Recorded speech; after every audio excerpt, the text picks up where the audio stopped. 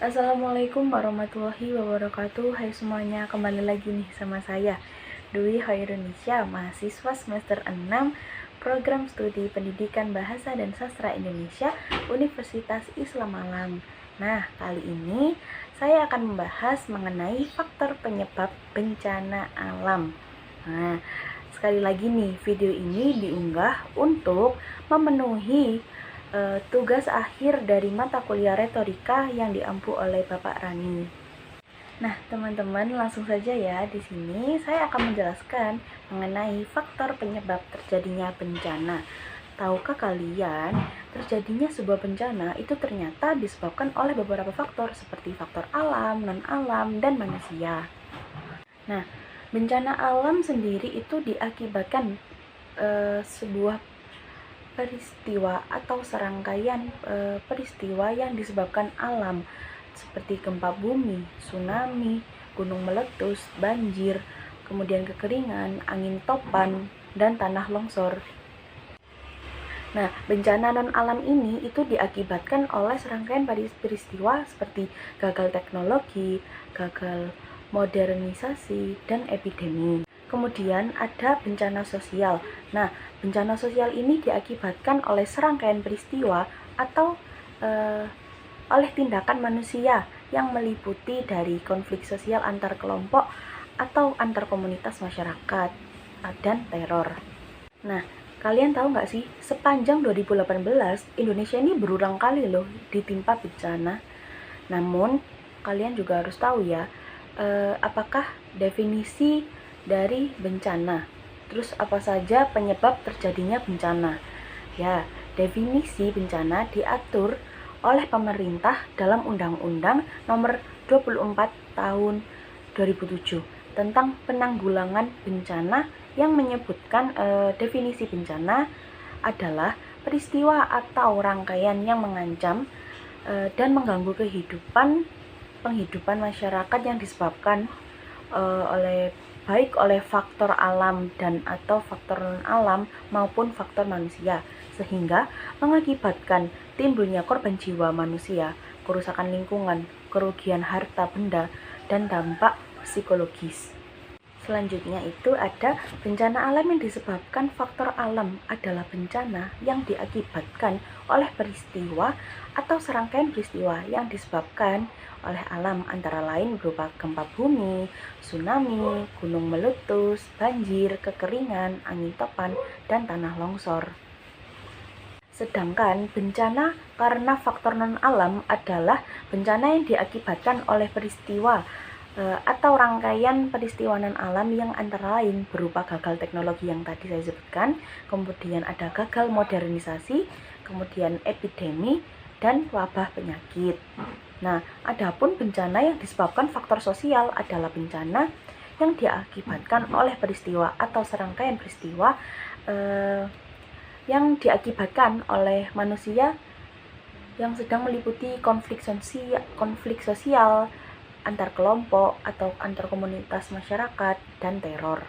Nah, kali ini saya ingin menjelaskan mengenai bencana alam, jenis dan penyebab, kemudian juga penanggulangannya.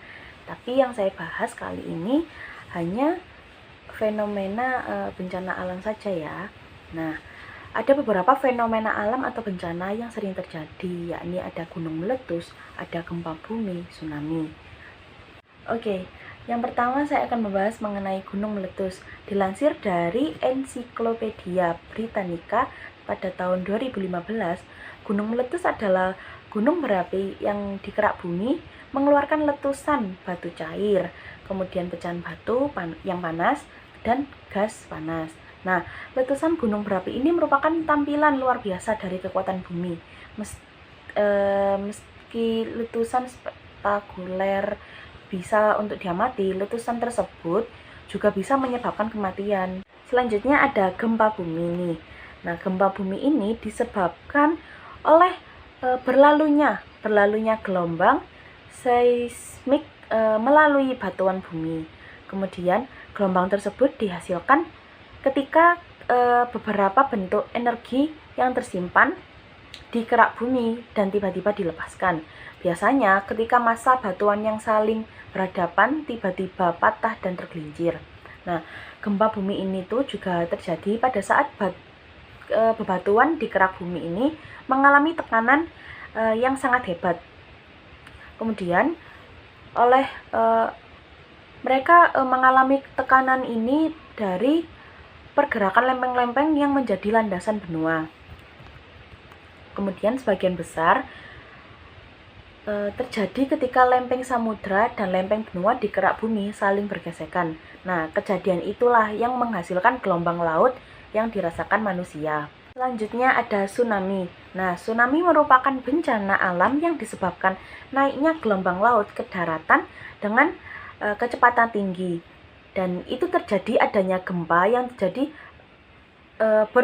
berpusat di bawah lautan. Biasanya tsunami ini tuh terjadi apabila melebihi 7 skala Richter. Sebanyak 90% tsunami disebabkan oleh pergerakan lempeng yang terletak di bawah lautan. Nah, kali ini untuk penanggulangan bencananya. Masyarakat harus siap siaga jika suatu bencana datang. Karena Indonesia merupakan negara yang berpotensi terjadinya bencana seperti gunung meletus, gempa bumi, ataupun tsunami. Nah, secara geografis Indonesia itu merupakan negara kepulauan yang terletak pada pertemuan 4 lempeng tektonik, yaitu lempeng benua Asia, benua Australia, lempeng Samudra Hindia, dan Samudra Pasifik. Nah, ini nih, ada beberapa hal yang harus dilakukan untuk menghadapi bencana. Yang pertama yaitu memantau bagian rescue atau evakuasi saat tanda-tanda bencana itu muncul. Berita dari BMG setempat atau pantauan banjir, pos gunung berapi itu harus wajib diketahui ya. Kemudian ada tentukan tempat pengungsian jika bencana benar-benar terjadi. Sebaiknya jangan hanya ikuti arus pengungsi tanpa ada persiapan tempat yang tepat sebelumnya. Mungkin itu saja ya teman-teman yang bisa saya sampaikan kali ini. Untuk itu terima kasih ya yang sudah menonton. Jangan lupa like, comment, and subscribe. Oke, kembali lagi nanti kapan-kapan kita akan bertemu kembali di video selanjutnya. Terima kasih. Wassalamualaikum warahmatullahi wabarakatuh.